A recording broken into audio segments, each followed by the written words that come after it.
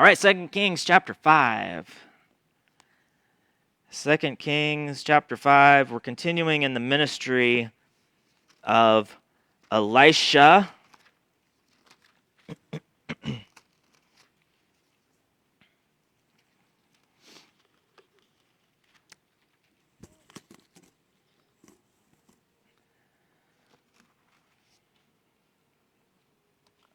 Second Kings chapter 5. The beginning of the chapter just has this dramatic scene change to totally outside of Israel. Like, we get whiplash here from like, now who are we talking about? What's going on? And it all fits together really, but it's actually a pretty dramatic shift from talking about Elisha and the miracles we discussed last week, more in Israel and with the other prophets and with faithful people like the Shunammite woman who trusted in God, sort of God demonstrating his blessings to those who walk in his ways via these miracles that Elisha performed in chapters 3 and 4. And we switch to Naaman, this Gentile commander, general of the Syrians. So let's read chapter 5. Naaman, commander of the army of the king of Syria, was a great man with his master. That would be the king of Syria, probably Ben-Hadad, who we've seen in the narrative before. He was a great man with his master and in high favor because by him the Lord had given victory to Syria. He was a mighty man of valor, but he was a leper. Now the Syrians, on one of their raids, had carried off a little girl from the land of Israel, and she worked in the service of Naaman's wife. She said to her mistress, "Would that my Lord were with the prophet who is in Samaria. He would cure him of his leprosy." So Naaman went in and told his Lord, "Thus and so spoke the girl from the land of Israel." And the king of Syria said, "Go now, and I will send a letter to the king of Israel." So he went, taking with him 10 talents of silver, 6,000 shekels of gold, and 10 changes of clothing. And he brought the letter to the king of Israel, which read, "When this letter reaches you, know that I have sent to you Naaman my servant, that you may cure him of his leprosy." And when the king of Israel read the letter, he tore his clothes and said, "Am I God to kill and to make alive, that this man sends word to me to cure a man of his leprosy? Only consider and see how he is seeking a quarrel with me."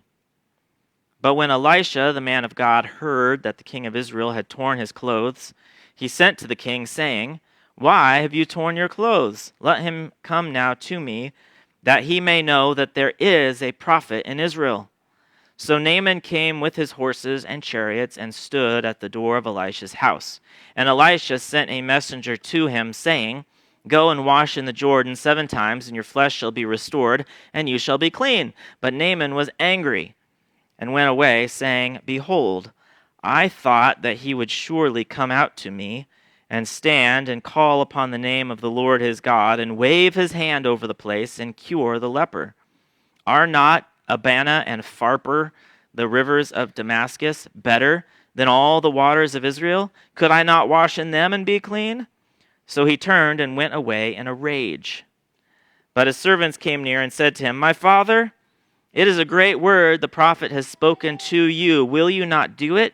Has he actually said to you, 'Wash and be clean'?" So he went down and dipped himself 7 times in the Jordan, according to the word of the man of God, and his flesh was restored like the flesh of a little child, and he was clean. Then he returned to the man of God, he and all his company, and he came and stood before him, and he said, "Behold, I know that there is no God in all the earth but in Israel. So now accept a present from your servant." But he said, "As the Lord lives, before whom I stand, I will receive none." And he urged him to take it, but he refused. Then Naaman said, "If not, please let there be given to your servant 2 mule loads of earth. For from now on, your servant will not offer burnt offering or sacrifice to any god but the Lord. In this matter may the Lord pardon your servant, when my master goes into the house of Rimmon to worship there, leaning on my arm, and I bow myself in the house of Rimmon, when I bow myself in the house of Rimmon, the Lord pardon your servant in this matter. He said to him, Go in peace. But when Naaman had gone from him a short distance, Gehazi, the servant of Elisha, the man of God, said, See, my master has spared this Naaman the Syrian, in not accepting from his hand what he brought. As the Lord lives, I will run after him and get something from him. So Gehazi followed Naaman. When Naaman saw someone running after him, he got down from the chariot to meet him and said, Is all well? He said, All is well. My master has sent me to say, There have just now come to me from the hill country of Ephraim 2 young men of the sons of the prophets. Please give them a talent of silver and 2 changes of clothes. And Naaman said, Be pleased to accept 2 talents. And he urged him and tied up 2 talents of silver in 2 bags with 2 changes of clothing, and laid them on 2 of his servants, and they carried them before Gehazi. And when he came to the hill, he took them from their hand and put them in the house, and he sent the men away, and they departed. He went in and stood before his master, and Elisha said to him, Where have you been, Gehazi? And he said, Your servant went nowhere. But he said to him, Did not my heart go when the man turned from his chariot to meet you? Was it a time to accept money and garments, olive orchards and vineyards, sheep and oxen, male servants and female servants? Therefore, the leprosy of Naaman shall cling to you and to your descendants forever. So he went out from his presence, a leper like snow. Sometimes I'll ask the question, what observations or thoughts do you see just in our first read through? I want to narrow that question for you a little bit. Basically ask for your feedback, but narrow the question a little more. A lot of times when I'm reading a text, and particularly when I'm thinking about how to teach it, I'm looking for some verses that are like particularly loaded. Not that the rest of the narrative does, not as though, one verse is a 5-star verse and the rest of them are 2-star verses. I'm not trying to say that. I'm just saying those verses that have like particular explanatory power maybe. So like, why is this happening? Oh, there's the explanation. Or something that is particularly pithy with regard to what it has to say about our God. Just sort of those things that are like the something really substantial on sort of which to hang our understanding or to root our understanding of the text as we go through it. As you look through this verse again, either as we read it or as you just scan through it again, are there any verses in there that just stand out to you as like, that's a particularly substantial or explanatory piece of the narrative that we got to notice as we look through? Do you do that, Andrew? Oh, I always look for verses with substance, is how I like to call it. Yeah. Because it helps you explain the passage. Uh-huh. Yeah, that's what I'm talking about. It's just a narrative. Mm-hmm. So what verses do you see as you scan through here again that are particularly substantial pieces of the text?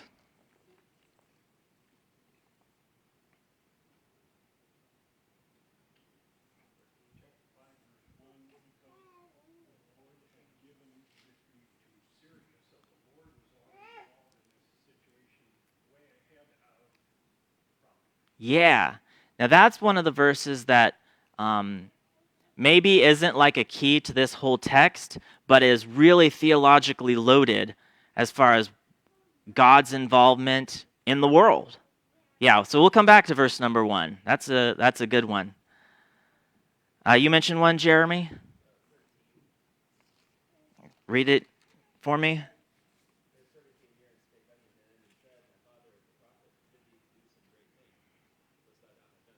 Yeah.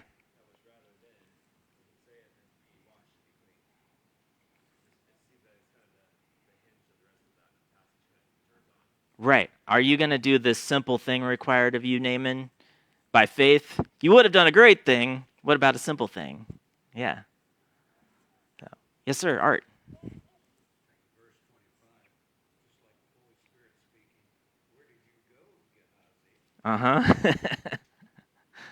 Yeah, the exposure there, right? What's that? It's like the Garden of Eden. Yeah. Where are you, Adam? Uh-huh. Where'd you go, Gehazi? Yeah, because we got to remember, like, Gehazi is another main character in this chapter. And his response to God is, we're supposed to learn from it. So, other ones that you guys noticed. Verse 17 and 18 are really big. Holy ground is the idea there. Mm-hmm. I'm going to take holy ground. Mm-hmm.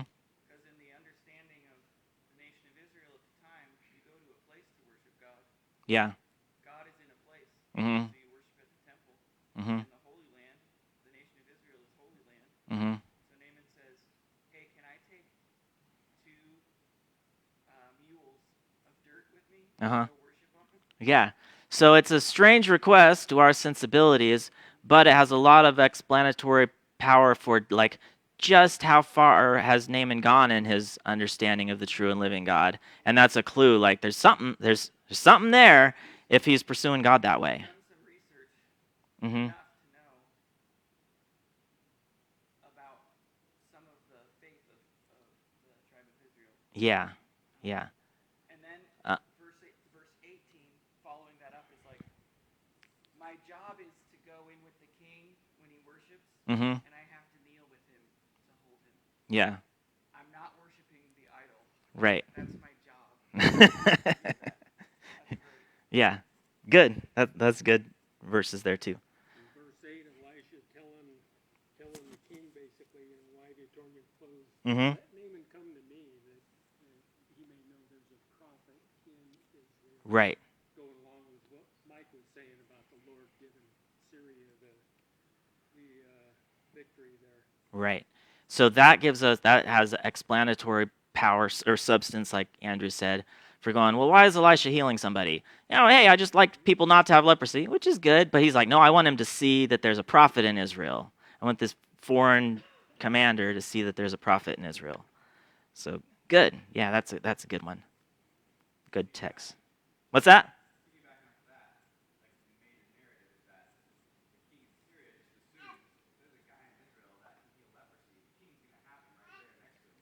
Uh-huh. Yeah. Uh-huh.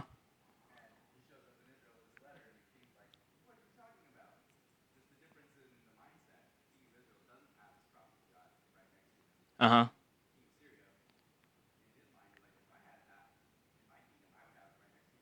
Mm-hmm. Right. Yeah, I think that's true.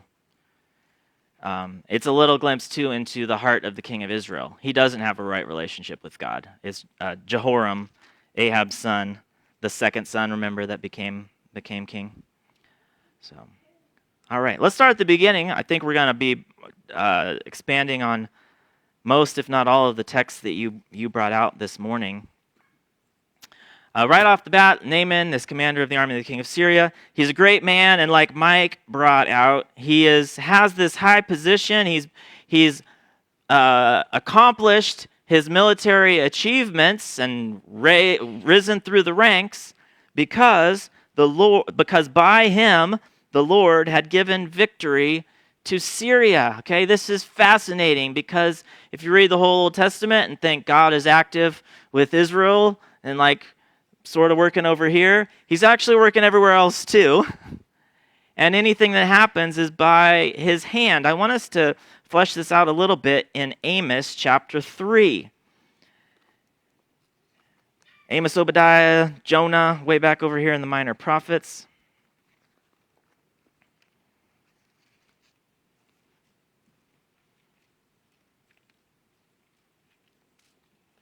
Amos chapter 3, verse number 3. God here, through the prophet Amos, gives a series of questions that are rhetorical questions, okay, where the answer is just supposed to be obvious. And as you go through the list of these obvious questions, and then he arrives at the final one, and the final one is the one you're supposed to be learning from here, and these other questions support the conclusion at the end. Okay? So beginning in verse number 3, do two walk together unless they have agreed to meet? What's the answer? No. Okay? You're not gonna end up at Dairy Queen at the same booth with your buddy unless you called your buddy and were like, hey, let's meet at Dairy Queen. I guess circumstantially it might. But the general principle is if you're together, it's because you agreed to be there. That's just the rhetorical question with the self-evident answer, no. You don't walk together unless you've agreed to meet. Does a lion roar in the forest when he has no prey? No. Does a young lion cry out from his den if he has taken nothing? No. Does a bird fall in a snare on the earth when there is no trap for it? No. Does a snare spring up from the ground when it has taken nothing? No. Is a trumpet blown in a city and the people are not afraid? How many of you hear the siren downtown and your heart quivers just a little bit? Oh, what's going on? Right? The trumpet sounded, okay? People are not afraid. Final point. Does disaster come to a city unless the Lord has done it? You're supposed to answer with the same answer as all the other questions. No. Okay? Calamity, misfortune, judgment, whatever it may be, does not come to a city unless the Lord has done it, unless he's working out his providence in the world. So does Syria have victory in their military endeavors unless the Lord is the one doing it? No. Does Naaman accomplish military achievements and become highly regarded in the eyes of the king unless it's God who has accomplished those purposes through the general Naaman? Nope. It's the Lord working through all of it. Yes, sir, Art.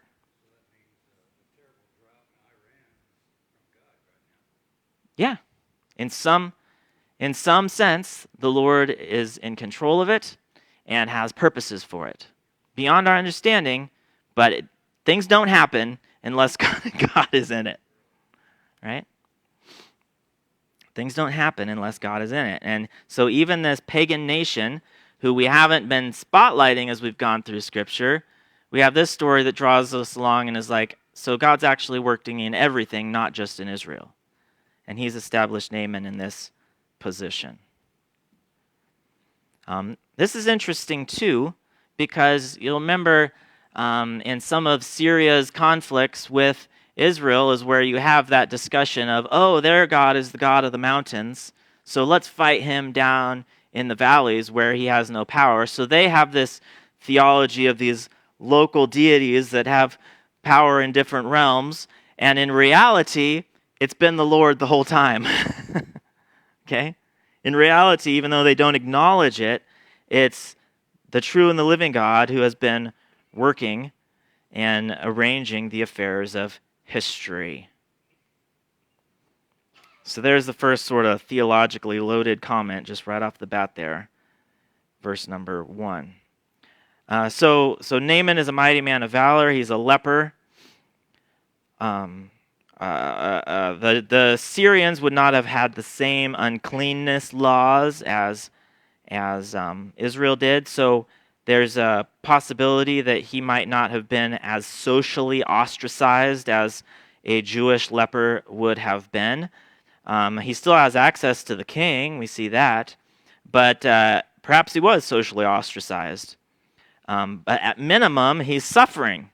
He's suffering from a physical disease who he desires healing from, and God has provided this servant girl. If disaster does not come upon a city unless the Lord has done it, does a servant girl end up in the Syrian general's house abducted unless the Lord has done it? No. Okay?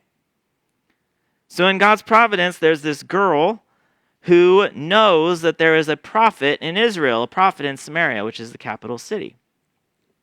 She's been abducted by the Syrians. She's now serving as a servant to Naaman's wife. And we don't have any insight into how she is impacted by the fact that she's been kidnapped. Okay, we don't have any insights on how she handled that difficult situation, except that she had at least enough regard for Naaman and his wife that she suggests a solution to her master's problem with this leprous condition. We don't know if that's because she was treated well and so she had some affection for Naaman, or perhaps she wasn't treated well, but out of compassion wanted him to be healed, and so she proposes, or just the statement really, that, man, I wish that he could be with the prophet in Samaria because the prophet could cure him. So here's this little girl who kind of fits into this pattern of other people who we've seen in the last few chapters, this sort of remnant who actually did acknowledge the true and the living God. And here it's this little girl abducted in a foreign land who acknowledges that there's someone who can actually has power to heal in Israel. And he might even help a foreigner. Like, he's not just Israel's God. He's God over everything. He might even help Naaman. Naaman takes it to the king, who's his master, and the king goes, hey, I'll send you down there. I'll send a letter of recommendation to get you in with the king in Israel, and let's see if we can connect you with this prophet who would heal you. I think Jeremiah is right that there was probably the assumption that if there's a king or a prophet who can heal, he'll be with the king. Who wouldn't want a prophet like that right there in your court who could do those sort of miracles? So he sends a letter to the king of Israel. King Jehoram, who's likely the king at this time, he's not named in this chapter, but he's been the last mentioned king in Israel. When Naaman arrives, he doesn't respond very well. He despairs because he can't cure leprosy, and he thinks that Syria is trying to start a conflict by sending Naaman down there to be healed, and we can't heal him. Now we've got tension. We've got political tension because he can't be healed. And he tears his clothes. He's in despair, which is interesting because King Jehoram isn't believing that there is a man in Israel who can heal Naaman. It's not as though he would have never heard of Elisha. He's just not a very faithful man who has that mindset. Yes, sir. Yeah.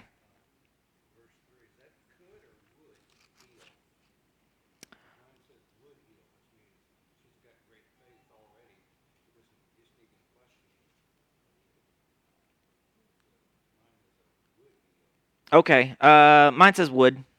Yeah. If I said could, that. Okay.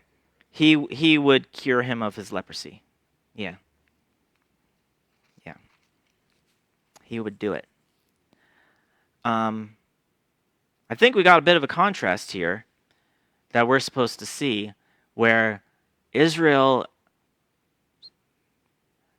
as highlighted in King Jehoram, is just not predisposed to turn toward the true and living God, and yet here we have a pagan showing up seeking the true and living God, or at least to be healed, and he's going to be confronted by the true and living God. Because here's Jehoram, who ought to be the guy who's copied down the law himself and is faithfully leading his people in accordance with God's law, who's not doing it.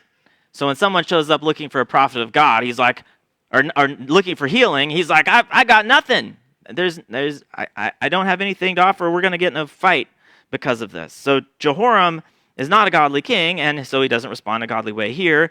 He despairs. He doesn't know where to send Naaman. He doesn't naturally think that, well, God's powerful healing presence is available through this prophet of God. We'll get to it in just a second. Elisha hears. We don't know how this came about, how long it took. Somehow Elisha heard that he was there, and he sends for Naaman to come and see him for the purpose, as was mentioned, that he may know that there is a prophet in Israel. And then if you recognize that there is a prophet in Israel, what's the extension of that? There's a God in Israel, right? That's the point.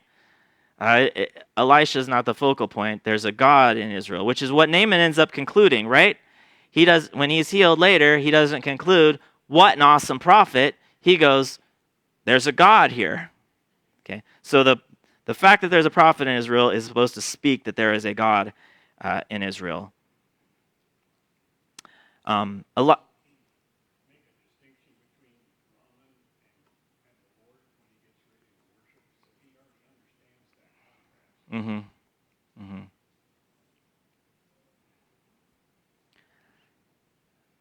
Naaman shows up at his house. Elisha doesn't even greet him personally, which is just interesting. He sends a servant out there. It seems as though it's a setup that's sort of supposed to irritate Naaman a little bit, so he will have to act in faith. Like, he's not making it super easy on him at the heart level. It's a simple thing he has to do by faith: go wash in the Jordan River.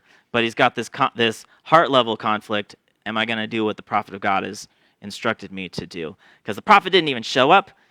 I think the presence of the prophet, or the lack of the prophet being present, irritates him, or comes out when he's like, I expected the prophet to come and wave his hand and heal me. Like, he's not even here. What are you going to say? I was just going to say, Naaman marches in with a letter demanding healing. Uh-huh. There's no humility Yeah. at all. Here's a letter from my king. Mhm. He's supposed to heal me. And the king's like, we're going to die. And so Elisha's interactions here is to goad humility in Naaman. Right. And the Lord, of course, works in Naaman's heart for that. Mm-hmm. Right. It's going to require a humble response. Yeah. Mm-hmm. He's supposed to wash in the Jordan River 7 times, and Naaman gets angry. Okay, so I think that's probably where we see that pride come out, right? He doesn't like this instruction to humble himself and to simple obedience to what the prophet has to say.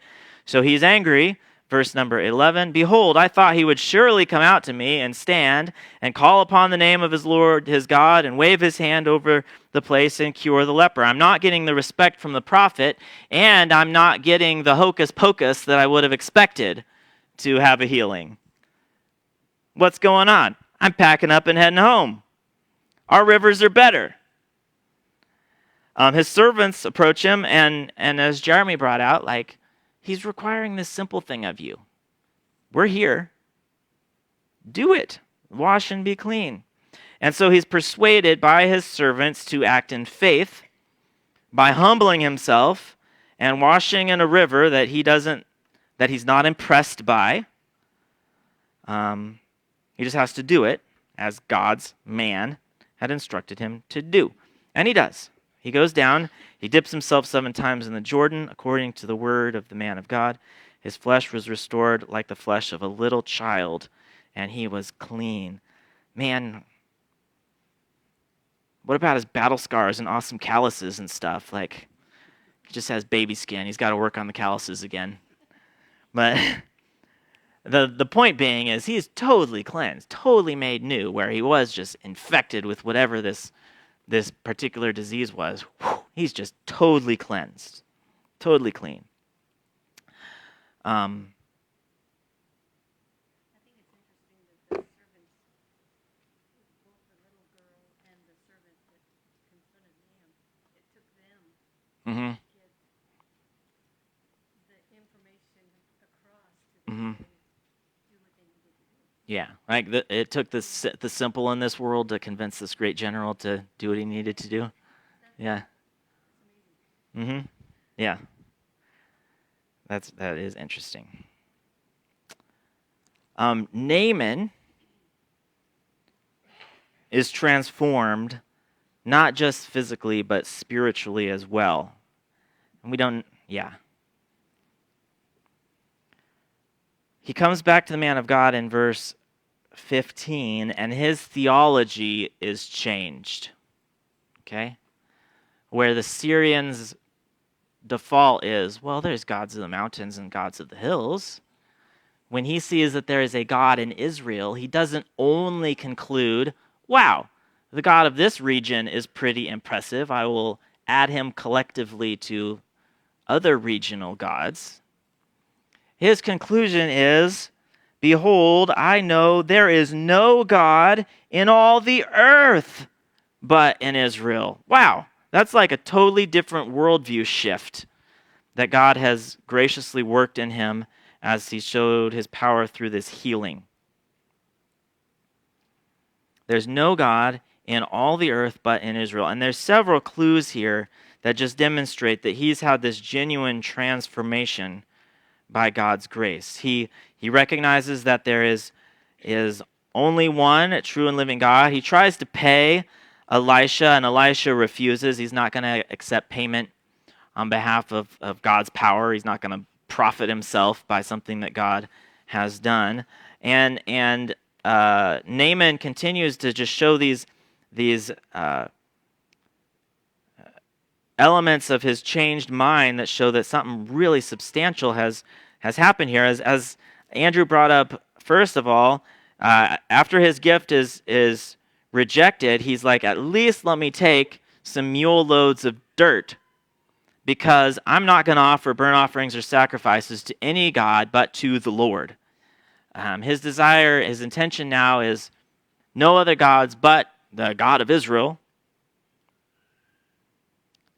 And to reflect that, I'll take some of your dirt, so I have this connection. Which it could be like what you mentioned, that God's present in Israel. He's there in the temple, so we need some Israel dirt. It could also be like a vestige of his old faith that, like, well, if he's the God of Israel, then I need some of Israel's dirt. We don't exactly know what it was, but it's at minimum a reflection that his only intention is to worship the true and living God. Just let me have some dirt, and I'm gonna worship the true God. So that's just like this blessing that we're seeing coming out of Naaman's heart, that he desires to worship the true and the living God. And then in contrast to that, he now has a problem with worshiping the idols. Like that doesn't work anymore, to worship idols. And so he actually asks for like preemptive forgiveness for any behavior that he might do that might look like idolatry. How'd you put it, Andrew? Like it was his job, he's not actually worshiping? His job is to be with the king of Syria when the king of Syria goes in to worship this deity Rimmon. And he's like, in the course of going in there with the king, I have to bow before this deity. But I'm not actually worshiping that deity, okay? And he asks, like the prophet of God, he asks Elisha, what are the words there? In verse number 18, pardon your servant in this matter. And Elisha graciously says to him, go in peace. Like, be free to do what you're supposed to do in serving the king. Naaman is just responsible to worship the true and the living God. I remember the first time, I shouldn't say the first time, I remember one time this verse like impressed me because I was at a pagan funeral at, was it Greek Orthodox or Russian Orthodox? Do you remember? Greek Orthodox Church? Yeah. A funeral for someone in the Greek Orthodox Church, and it was so idolatrous and so empty, and yeah, entreating Mary to intercede for this dead person's soul as though anything could be done after he was dead. And I was sitting there in the pew thinking about looking at this verse, like, I don't even want to be here doing this because I don't recognize as true anything that's happening right now. Anyway, you see God's kindness in this, that the prophet tells him to go in peace and to not be troubled by the fact that he has to do those things with his master. Naaman is a baby believer, but he seems to be a sincere one. He does very much like New Testament saints like in Thessalonica did, where when they were confronted with Christ in the New Testament, they turned to God from their idols. They didn't regard that old way anymore. Now they just regarded the true and the living God. They turned from God to idols to serve the living and true God. And in the Old Testament sense, Naaman has done that in that he's recognized that there's no other God but in Israel, and the old idolatry just isn't going to work anymore. So there's a change of life. We don't know the rest of the story, how it played out in his life or anything like that, but what he expresses here is a change from the old way to a new way that had real implications in his life, that he'd recognized he couldn't do things that he used to do, or at least from the heart he couldn't do them anymore. and that he needed to recognize and worship only the true and living God who had graciously healed him. Any thoughts there on Naaman before we turn to Gehazi to finish up today? Yes, sir. It might still be formulating, so we'll see if it comes out right. I'm going to hold you to it. Go ahead. It kind of sounds like Naaman had an expectation about the prophet being a healer, Mm-hmm. and so he expected to go in and he would pay him, Mm-hmm. and the healer would do his incantations and heal him. Mm-hmm. And I just can't help but draw the parallel to some of these folks in America who do the whole come to our healing conference. Mm-hmm. You give us money by faith. Mm-hmm. If you have enough faith, come up to the stage and we'll do our blah blah blahs, Mm-hmm. and you will be healed. Mm-hmm. Right? Like it's very pomp and circumstance and a show of force and power. Mm-hmm. And there's no spiritual healing there. There's no humility. There's no change of heart. And here, Naaman is confronted with the fact that you come to God humbly by faith, and healing happens. Spiritual healing, like he was saved, and that's a big deal. Mm-hmm. Big Mm-hmm. contrast. Yeah. Gehazi, we're going to get to in a second, still like has that pagan way of thinking in ways. Elisha, I'm not going to profit from the gospel or from God's power who just healed you. Take your stuff back home. I don't need to be paid for it. It's not about a transaction. Gehazi thinks he lets him off too easy. And we could have had talents and still. Yeah. One final thing on Naaman. Be turning over to Luke chapter 4. One of the things we should be concluding as we read this chapter is we should go, wait a second, did God just do that for a Gentile? What? Yes, he did. Luke chapter 4, verse number 20.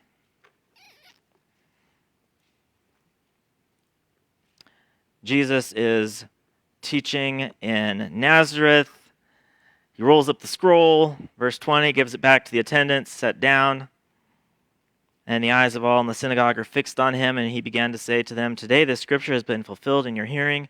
And all spoke well of him and marveled at the gracious words that were coming from his mouth, and they said, is not this Joseph's son? And he said to them, doubtless you will quote to me this proverb, physician, heal yourself.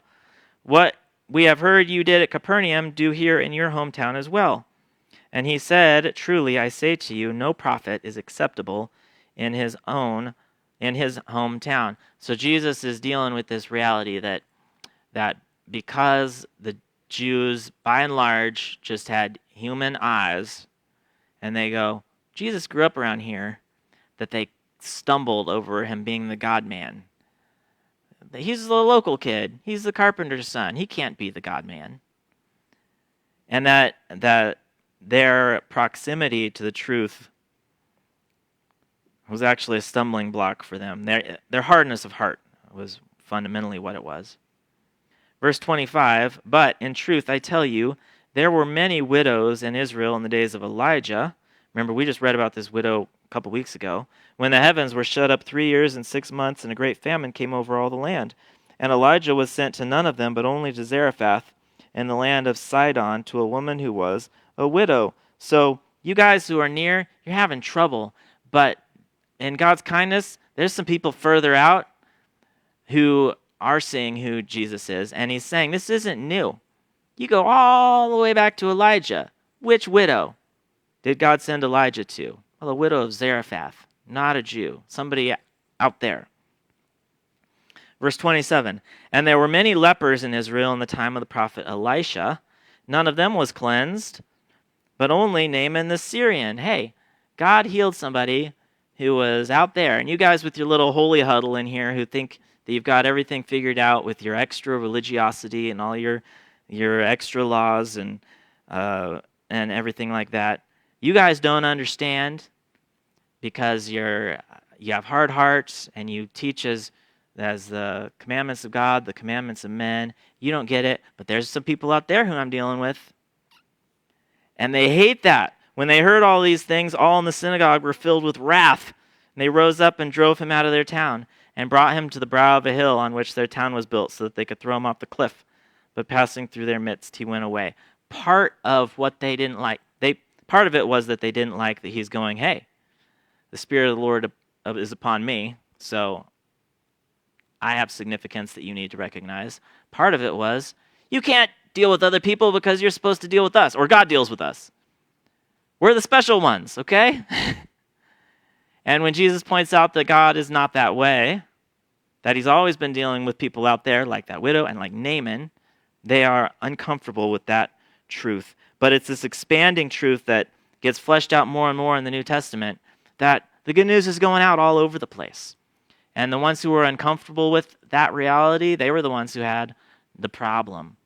I think that's practical for us in a lot of ways, one of which is we can praise God that we're the people on the edge who actually were drawn near to God.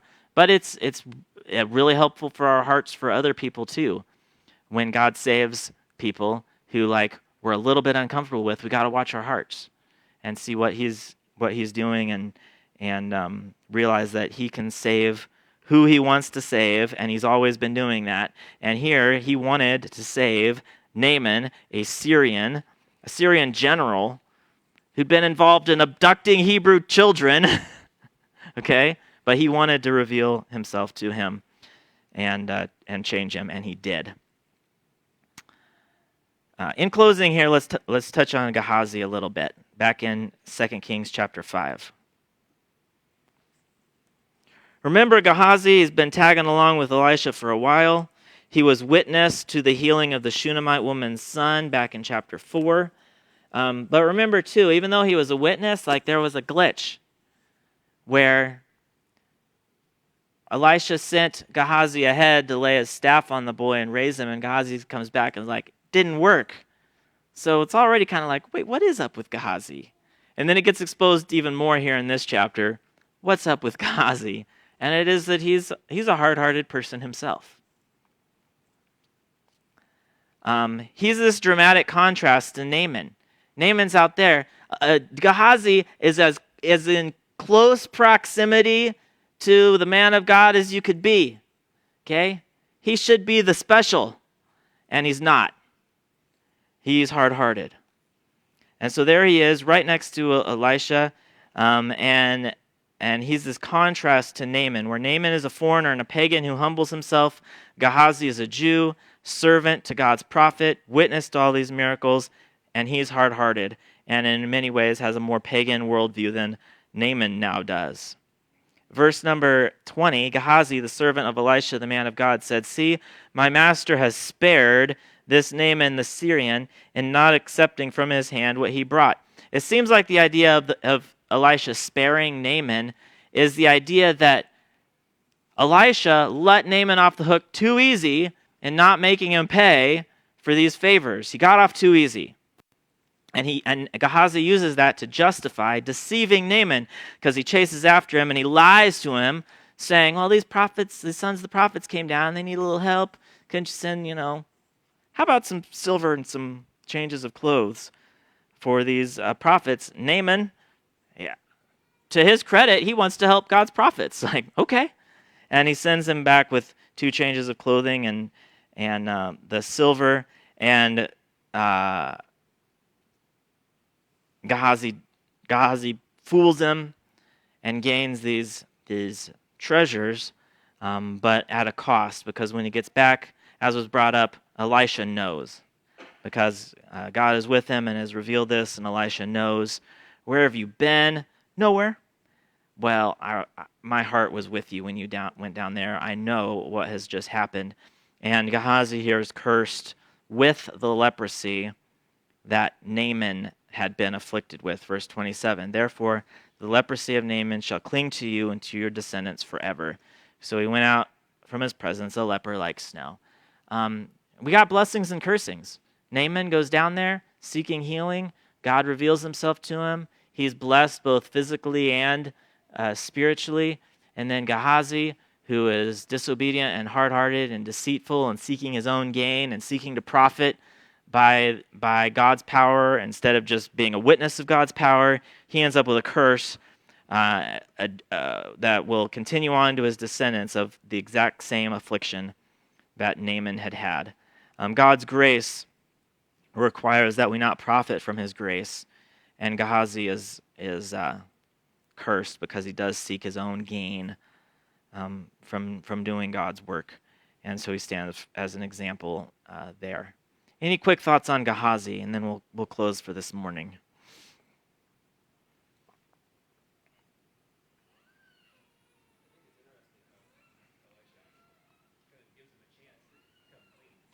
Yeah, there's seems there's.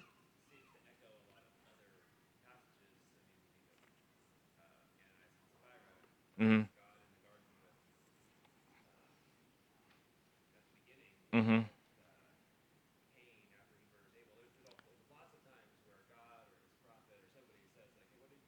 Uh-huh.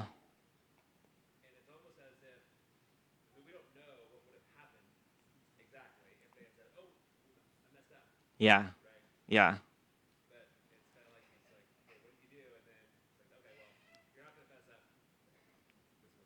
Right. I mean, we don't know what would happen here, but we have other examples of the opposite happening, where someone's confronted and they, "Oh, I have sinned," David, or we could probably think of some. We could probably brainstorm some other things, and yeah, just sort of that. What's that? Yeah. Right. Just, yeah, Ahab does. Yeah. Wicked king in all of Israel. Mm-hmm.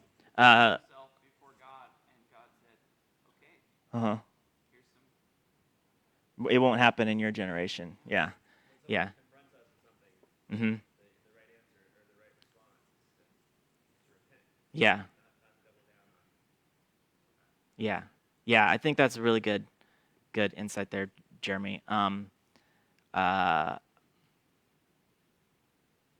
it's almost like that opportunity to repent is acknowledging the fact that sin happens. It's real. We all do it, and it's not as though that's just the end of the line.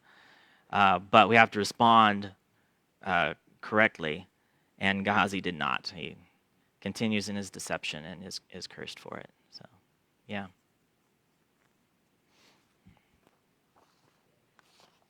All right, let's close.